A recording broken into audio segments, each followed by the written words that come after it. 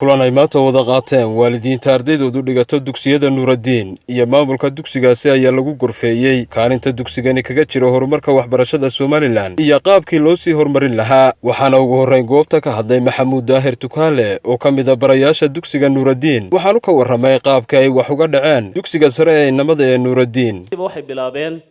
inay geedaha koraan, inay googooyaan mikrofoonada iyo kamaradaha.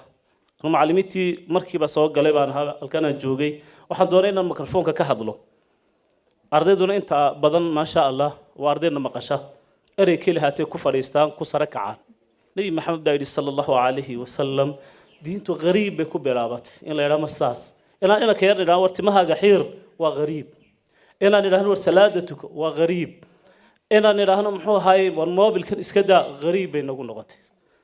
يعني والدين تبدن كوجنو إن لا تفاعلان لكن قارب بدن أيانا ساكول sidoo kale waxa isaguna goobta ka hadlay maamulaha dugsiyada sare ee Nuuraddiin Ismaaciil Maxamuud Cakuush kaasi oo ku dheeraaday jidkii dheeraa ay soo mareen hagaajinta iyo horumarka dugsiga Nuuraddiin ay wax u baran lahaayeen sidii ay muassasadaasi u shaqeyn lahayd ee loo soo saari lahaa arday tayo leh oo aqoon leh taanu ku dadaalaa wataasaynu isugu geynay وحلا وحي حوق يا أود يا رنتي ما أنت أقان يا وحي إلهي ناس ورجلي وبتكين أو مستقبل كي ضلكن هدينا أورانين وابكيلا قليل دين كي كبح لا وابكيلا قليل هدينا أوران وعينان أخلاق ذودا يا علم جودا لأنه قصوا جيدين geesooda iyaguna waxa goobta ka hadlay waalidiinta ardaydoodu ay dhigato dugsiga sare ee inamada ee Nuuraddiin kuwaasi oo ku dheeraaday sida ay ugu diirsadeen tacabka ardaydooda la geliyay. waa niman u horay noloshoodii caruurtiina waxa weeyaan hadda midka yaala iskuulka Nuuraddiin baan anu midka sheegaya intaan iskuul arkay anu macallin waanahay kulliyadda caafimaadka ee Hargeysa ninkii aasaasay waanahay 13 sano waan ka dhigay in kastoon markii dambe isku duba dhacday ka yar marmarsooday dhakhtarna waanahay askarina waanahay ninka dadka yaqaan waa ninka arrimaha bulshada gacanta ku haya garajeynaya maamulka iyo macallimiintii noo soo tarbiyadeeyay ee noo soo halgamay ee ubadkayga wax diinta ku tarbiyadeeyay ilaahay inuu guriga jannada guri kamid ah u dhiso ilmeena marka hore baynu soo hubsano oo surwaalku xidhayna soo eegno ayaa horta inoo qurux badan aniga 8 arday ayay iskuulka Nuuraddiin yahay in ka baxday iyo inimka ku jirta way leeyihiin ma sha Allah waan ka raali gelinayaa wixii dhacay waxaan ku xigsiinayaa dugsiga Nuuraddiin wuxuu yahayba waa dugsi ka tirsan dugsiyada barbaarinta iyo waxbarashada ee qaranka Soomaaliland kuna qasban inuu isaguna la shaqeeyo wasaaradda waxbarashada iyo maamulkeeda iyo wasiirkeeda kana amar qaata una hoggaansan marka horeysa waxaan ka tacsiyeynaa iskuulka Nuuraddiin iyo dhammaan waalidiinta halkan isugu timid dhibkii halkan ka dhacay ee laga sheekeeyay aad iyo aad baan uga xunahay wixii dhacay dhinaanu u hadlaynay waa dantii awlaadeena sideedaba aqoonta iyo akhlaaqdu ma kala maarmaan laba wada socdo weeye waxaanaynu isla qiray oo dhammaanteen inteena halkan fadhida iyo intii kacday iyo inta inaga maqanay media inaga daawan doontaa waanu isla garanaynaa iskuulkan inuu si gaar ah xil isaga saaray tarbiyada ubadkeena buuxday idinta macal arinta wasiirka markii dhaweeyay waalidku buuqeen wax kale uma buuqin anaga ubadkayga in laga sii daayo oo la yiraahdo nus saaca ha dareeraan raali kamanihin boqolkiiba boqol raali kamanihin nalaga sii dayn maayo waana loo haynayaa dhibaatada gaadhay madrasadeennii oo runtii ah mid aad looga xumaado arday madrasadu dhiganayay burburinaya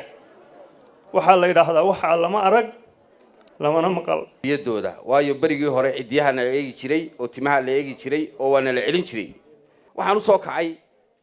hadalka aan gola ka yiri ka inaan ka raali geliyo dhankooda iyaguna waxa madasha ka hadlay maamulka wasaaradda waxbarashada ee gobolka Maroodijeex kuwaasi oo tilmaamay sida ay uga xun yihiin falkii ka dhacay dugsiga inamada ee Nuuraddiin waalid kasta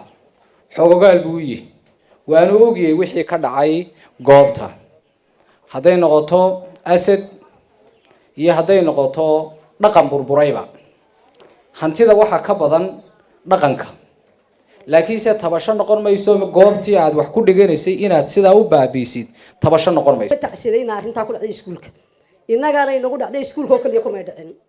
marka waxa weeyaan haddii aan wasaaradda waxbarashada nahay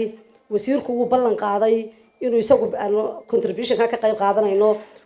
ugu dambeyntii isaguna waxaa goobta ka hadlay maamulaha guud ee dugsiyada Nuuraddiin Mahad Ibrahim Maxamed waxaanu maamulaha guud ee dugsiyada Nuuraddiin uu ku dheeraaday maraaxilkii kala duwanaa ee uu soo maray aasaaska dugsiyada Nuuraddiin iyo halka ay maanta marayaan arday baan qol yar la fadhiista markaasaan caw yar soo qaatoon dhinaca kaga fadhiista markaasay maanta gaadheen 10,000 markaasay ka aflixeen 10,000 iyo 10,000 oo kale markaasay nafahooda iyo eheladooda iyo qaranka iyo ummadaba anficeen dadkiina dhaliilayay ama na dhaleecaynayay ama nacaayay ama nacanjarafaynayay aanu lahaana ama yaanu lahaane baan islaa bal hadda dhegayso waa laga faa'iidaystaa wixii dhaliishaada ah waxaan arki waayay hal qof iyo hal dadka ka mid ah oo adeega aan haynacaaya iskuulka Nuuraddiin waxba laguma barta tacliintiisu waa 0 tayadiisu waa eber wallahi inaanan arag idinku haddaad aragtayna way idin sheeg waxaanu ku colownay oo arday badani iskuulkayga kaxeebay waalidkood ku idhaahdaan waalidkii baad oranaysaa ilmahan iskuulka ma rabe halkuu raba geysade wuxuu ku leeyahay halkaan geeya 10 hore iga baxay iskuulka halkaad ii diraysaan waa dad wanaagsan oo na jecel oo Maxamed Cumar Daariq RTN Hargeysa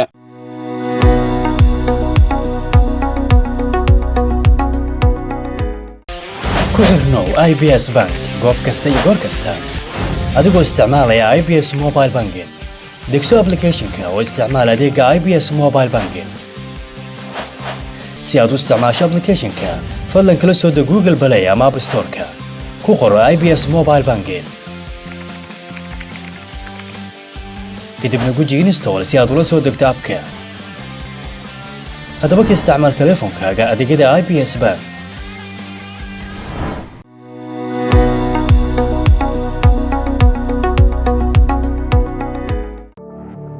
mar walba ku xirnow RTN run iyo raadraac